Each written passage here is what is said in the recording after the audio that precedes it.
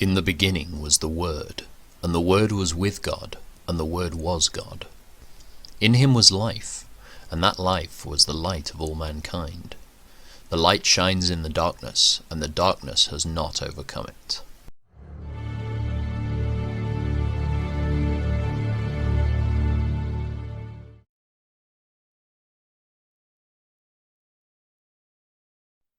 These are the divisions of the gatekeepers. From the Korahites there was Meshelemiah, son of Kore, of the family of Abiasaph.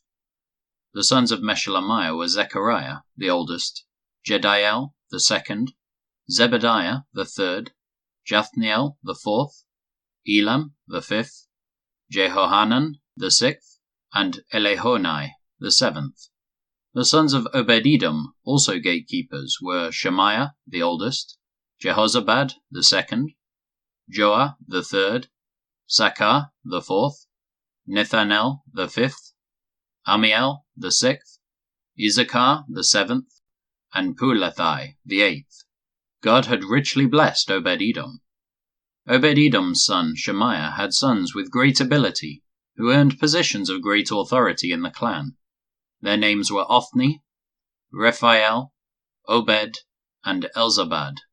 Their relatives, Elihu and Semachiah, were also very capable men. All of these descendants of Obed-Edom, including their sons and grandsons, 62 of them in all, were very capable men, well qualified for their work. Meshelemiah's 18 sons and relatives were also very capable men. Hosah of the Merari clan appointed Shimri as the leader among his sons, though he was not the oldest. His other sons included Hilkiah, the second, Tebaliah, the third, and Zechariah, the fourth. Hosah's sons and relatives who served as gatekeepers numbered 13 in all. These divisions of the gatekeepers were named for their family leaders, and like the other Levites they served at the house of the Lord. They were assigned by families for guard duty at the various gates, without regard to age or training, for it was all decided by means of sacred lots. The responsibility for the east gate went to Meshelemiah and his group.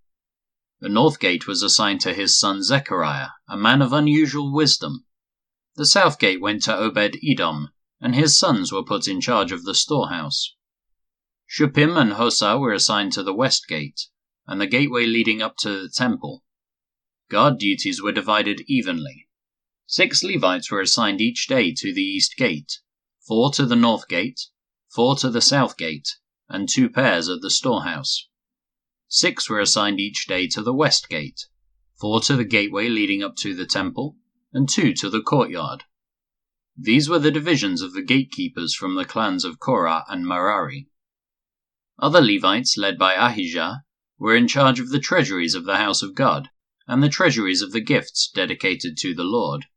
From the family of Libni, in the clan of Gershon, Jehiel was the leader. The sons of Jehiel, Zetham and his brother Joel, were in charge of the treasuries of the house of the Lord. These are the leaders that descended from Amram, Ijah, Hebron, and Uzziel. From the clan of Amram, Shebuel was a descendant of Gershom, son of Moses. He was the chief officer of the treasuries. His relatives through Eleazar were Rehabiah, Jeshiah, Joram, Zikri, and Shelomoth. Shelomoth and his relatives were in charge of the treasuries containing the gifts that King David, the family leaders, and the generals and captains and other officers of the army had dedicated to the Lord. These men dedicated some of the plunder they had gained in battle to maintain the house of the Lord. Shelomoth and his relatives also cared for the gifts dedicated to the Lord by Samuel the seer, Saul of Kish, Abner son of Ner, and Joab son of Zeruiah. All the other dedicated gifts were in their care too. From the clan of Ijah came Kenaniah. He and his sons were given administrative responsibilities over Israel as officials and judges. From the clan of Hebron came Hashabiah. He and his relatives, 1,700 capable men, were put in charge of the Israelite lands west of the Jordan River. They were responsible for all matters related to the things of the Lord and the service of the king in that area. Also from the clan of Hebron came Jeriah, who was the leader of the Hebronites according to the genealogical records. In the 40th year of David's reign, a search was made in the records, and capable men from the clan of Hebron were found at Jazer in the land of Gilead. There were 2,700 capable men among the relatives of Jeriah. King David sent them to the east side of the Jordan River and put them in charge of the tribes of Reuben and Gad and the half-tribe of Manasseh. They were responsible for all matters related to God and to the king. This is the list of Israelite generals and captains, and their officers, who served the king by supervising the army divisions that were on duty each month of the year. Each division served for 1 month, and had 24,000 troops. Jashobeam son of Zabdiel was commander of the 1st Division of 24,000 troops, which was on duty during the 1st month. He was a descendant of Perez and was in charge of all the army officers for the 1st month.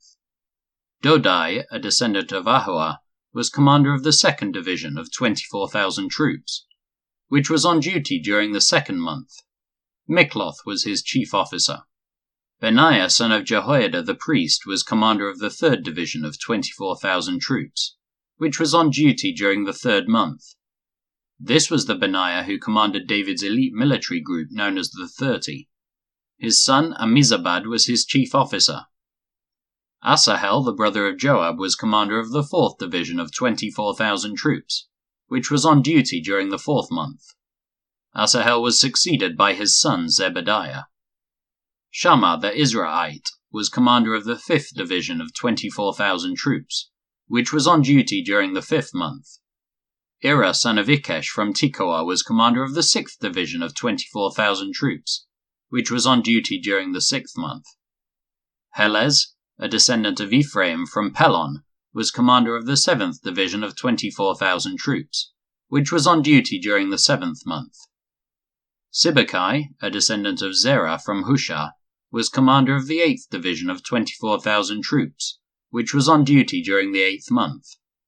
Abiezer from Anathoth in the territory of Benjamin was commander of the 9th Division of 24,000 troops, which was on duty during the 9th month.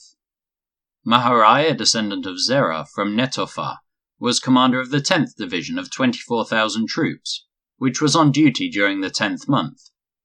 Benaiah from Pirathon in Ephraim was commander of the 11th Division of 24,000 troops, which was on duty during the 11th month. Heled, a descendant of Othniel from Netophah, was commander of the 12th Division of 24,000 troops, which was on duty during the 12th month. The following were the tribes of Israel and their leaders: Reuben, Eleazar son of Zikri; Simeon, Shephatiah son of Makkah; Levi, Hashabiah son of Kemuel; Aaron, the priests, Zadok; Judah, Elihu, a brother of David; Issachar, Omri son of Michael; Zebulun, Ishmaiah son of Obadiah; Naphtali, Jeremoth son of Azriel; Ephraim, Hoshea son of Azaziah; Manasseh, west; Joel son of Pedaiah; Manasseh in Gilead, east; Iddo son of Zechariah; Benjamin, Jasiel son of Abner; Dan, Azarel son of Jeroham. These were the leaders of the tribes of Israel. When David took his census, he did not count those who were younger than 20 years of age, because the Lord had promised to make the Israelites as numerous as the stars in heaven. Joab son of Zeruiah began the census, but never finished it, because the anger of God fell on Israel. The total number was never recorded in King David's official records. Azmaveth son of Adiel was in charge of the palace treasuries.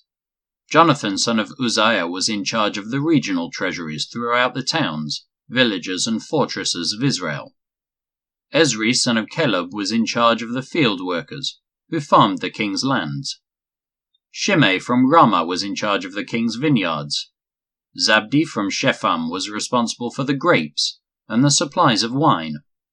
Baal-Hanan from Geder was in charge of the king's olive groves and sycamore fig trees in the foothills of Judah. Joash was responsible for the supplies of olive oil. Shitrai from Sharon was in charge of the cattle on the Sharon plain. Shaphat son of Adlai was responsible for the cattle in the valleys. Obil the Ishmaelite was in charge of the camels. Jediah from Meronoth was in charge of the donkeys.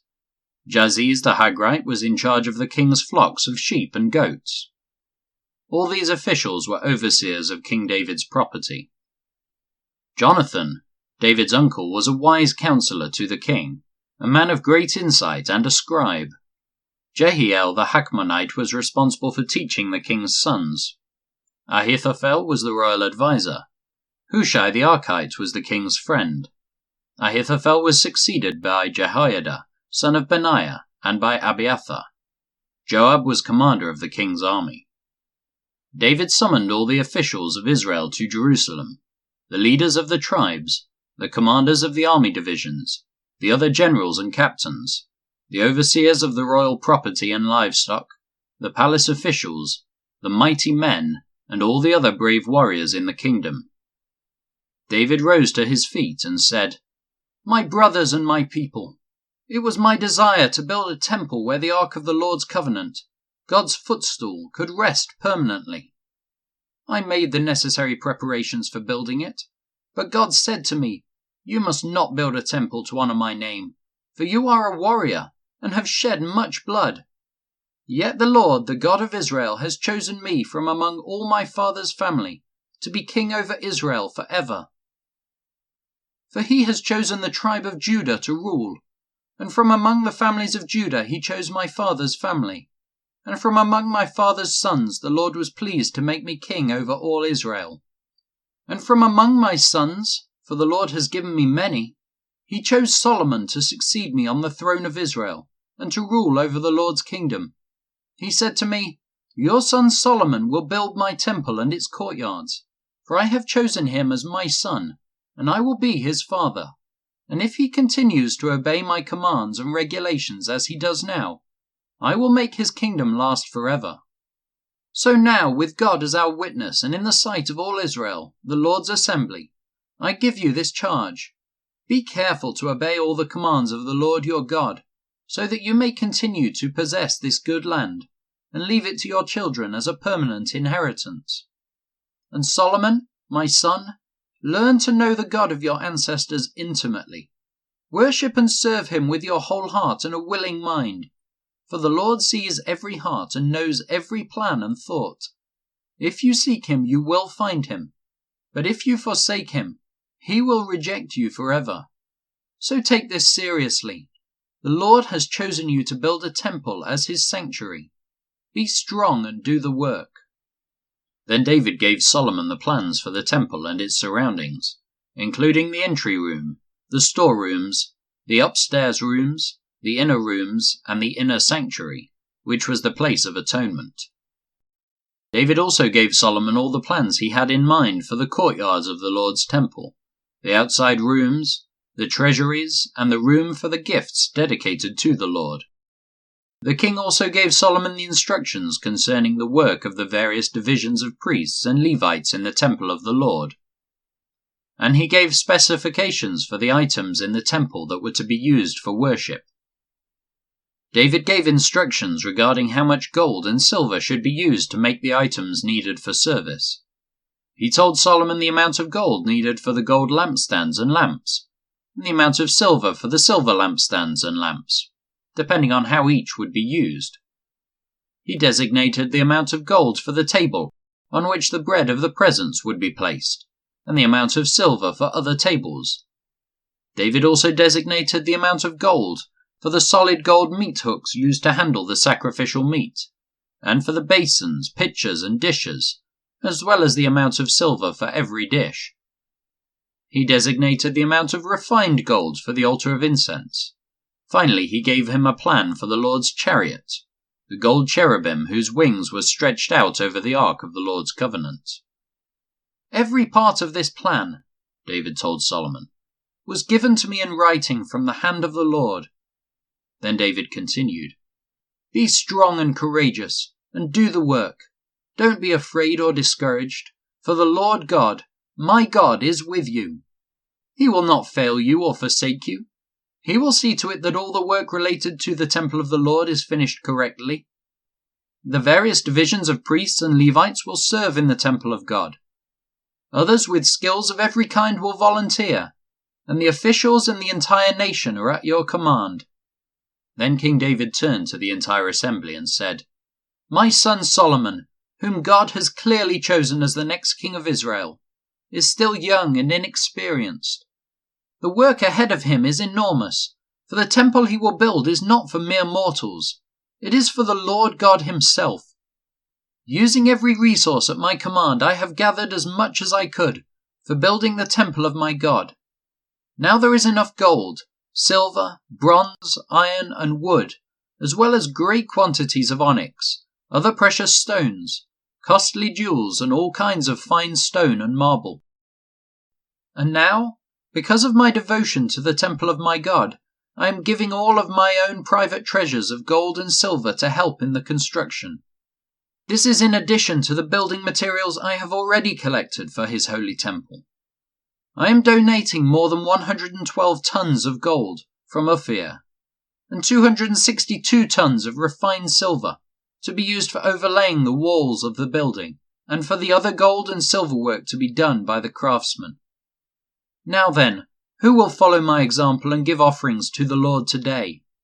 Then the family leaders, the leaders of the tribes of Israel, the generals and captains of the army, and the king's administrative officers all gave willingly.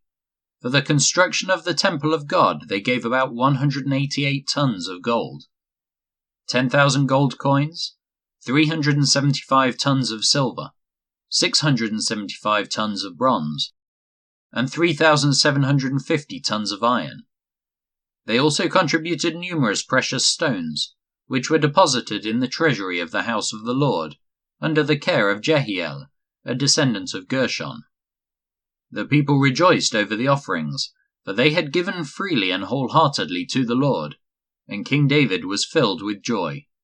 Then David praised the Lord in the presence of the whole assembly.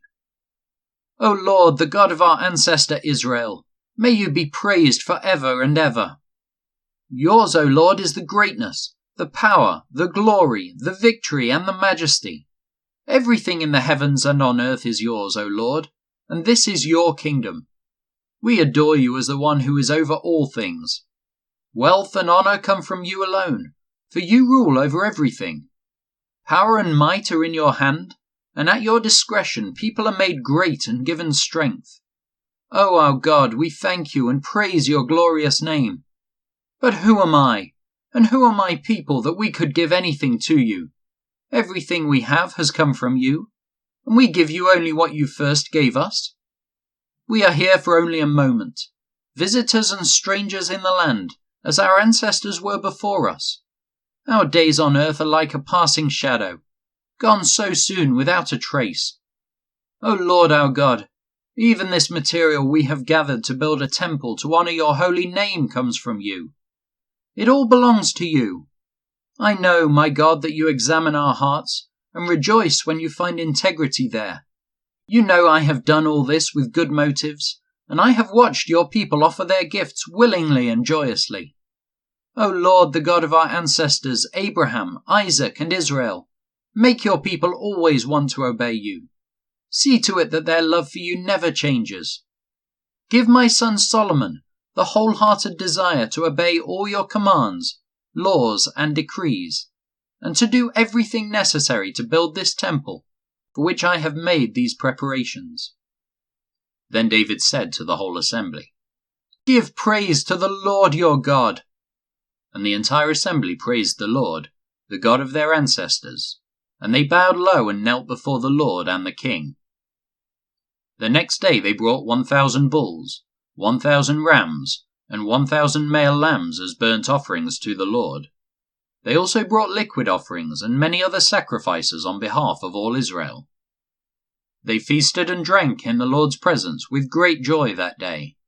And again they crowned David's son Solomon as their new king. They anointed him before the Lord as their leader, and they anointed Zadok as priest. So Solomon took the throne of the Lord in the place of his father David, and he succeeded in everything, and all Israel obeyed him. All the officials, the warriors, and the sons of King David pledged their loyalty to King Solomon. And the Lord exalted Solomon in the sight of all Israel, and he gave Solomon greater royal splendor than any king in Israel before him. So David son of Jesse reigned over all Israel. He reigned over Israel for 40 years, 7 of them in Hebron, and 33 in Jerusalem. He died at a ripe old age, having enjoyed long life, wealth, and honor. Then his son Solomon ruled in his place. All the events of King David's reign, from beginning to end, are written in the record of Samuel the seer, the record of Nathan the prophet, and the record of Gad the seer. These accounts include the mighty deeds of his reign, and everything that happened to him, and to Israel, and to all the surrounding kingdoms.